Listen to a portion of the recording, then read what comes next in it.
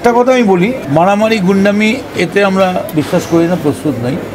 তার মানে তো এই নয় যে তুমি তোমার সেন্ট্রাল ফোর্সকে দিয়ে আমাদের পেটাবে আর আমরা বসে বসে আঙুল চুষবো। তোমার সেন্ট্রাল ফোর্স যদি পেটাতে আসে গায়ের জোরে, তাহলে তাদের হাতের লাঠি কেড়ে নেওয়ার ক্ষমতা তৃণমূল কর্মীদের আছে। তার জন্য আমরা তৈরি। কেন্দ্রীয় বাহিনী যদি মনে করে ওই লাঠিগুলো যদি লম্বা লম্বা লাঠি দিয়ে পিটাবে আর টমি গান আর এই গান দেখিয়ে, স্টেন গান দেখিয়ে তারপরে এসে আমাদের স্টলে বলবে ওয়ারেস দাও, তা কি হয় নাকি? ভোট ময়দানে নকুলদানা গুড় বাতাসা খাওয়াতেন যিনি, সেই কেষ্ট এখন তিহারে। তবে কেষ্টর ভোটের দাওয়াই দেওয়া অমৃতবাণীর কথা মনে করিয়ে দিলেন কামারহাটির বিধায়ক মদন মিত্র। লোকসভা নির্বাচনের শেষ দফায় ভোটের আগে দমদম ভোটে দমদম দাওয়াইয়ের কথায় বঙ্গের ভোট ময়দানে উত্তাপ ছড়ালো। তৃণমূলের বিধায়ক বলছেন, সিআরপিএফ লাঠিচার্জ করলে সেই লাঠি কেড়ে নিয়ে দমদম দাওয়াই কিভাবে দিতে হয় তা জানে তৃণমূল কর্মীরা। লরি মানে টাটা, জুতো মানে বাটা, আর দমদম মানে দাওয়াই। আমি যদি বলি দমদম ধোলাই হবে, সেটা আনপার্লামেন্টারি হতে পারে। আমি তো দাওয়াইয়ের কথা বলি। নিশ্চিত থাকতে পারো, তৃণমূল কর্মীরা জানে কি দাওয়াই দিতে হবে, কোন মিক্সচার কোথায় দিতে হবে। দমদম লোকসভা কেন্দ্র হাই ভোল্টেজ লড়াইটা ত্রিমুখী।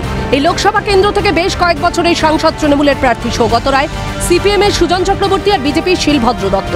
ফলে এই কেন্দ্রকে নিয়ে ভোটাবহের উত্তেজনার পারদ তুঙ্গে। শাসক বিরোধী মন্তব্য নিয়ে ক্রমশ বাড়ছে উত্তেজনা।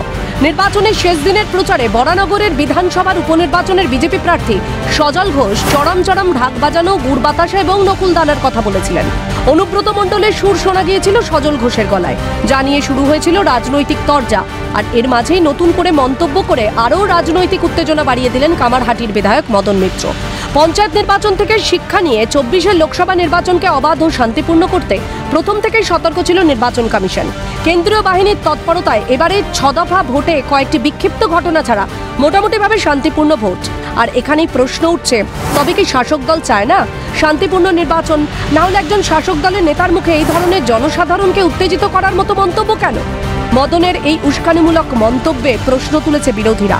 দিলীপ ঘোষ কটাক্ষের সুরে বললেন, কেন্দ্রীয় বাহিনী কি করতে পারে তা ভালো করে জানে তৃণমূল বিধায়ক, তাই কথা বলছেন তিনি। ভোটের ফলাফলের দিনই সব পরিষ্কার হয়ে যাবে। উনি জানেন কেন্দ্রীয় বাহিনী কি করতে পারে, যা হাতে আছে সব চালাতে পারে। গতবারে দেখেছেন, সেখানে এসে উল্টোপাল্টা বকে লাভ নেই। কাউন্টিং হয়ে যাক, সব হিসাব হয়ে যাক। ক্যালকাটা নিউজ।